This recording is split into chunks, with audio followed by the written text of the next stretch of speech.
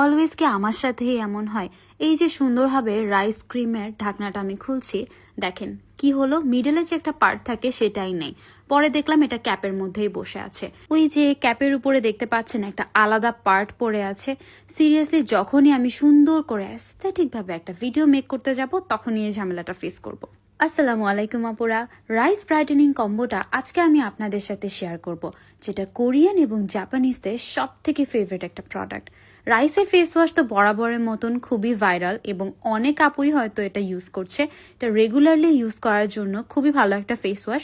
স্কিনকে deeply clean করে, তার পাশাপাশি আমাদের স্কিনের ব্ল্যাক হেড হোয়াইট হেডগুলোকেও রিমুভ করতে হেল্প করে। পরবর্তীতে কম্বোতে আছে রাইসের সেরামাইড ক্রিম। সেরামাইড হচ্ছে একটা সুপারস্টার ইনগ্রেডিয়েন্ট, যা আমাদের স্কিন ব্যারিয়ারটাকে ইমপ্রুভ করতে হেল্প করে, স্কিনে ময়েশ্চার দেয়, স্কিনে গ্লো আনতে কাজ করে। যাদের স্কিন ডাল হয়ে গিয়েছে, স্কিন ড্যামেজ, অবশ্যই একটি সেরামাইডের ক্রিম ব্যবহার করবেন। আর এই ফুল কম্বোটা রেগুলারলি ব্যবহারে স্কিন ব্রাইট হবে, স্কিনটা অনেক বেশি গ্লোয়িং হবে এবং এটা 100% অথেন্টিক।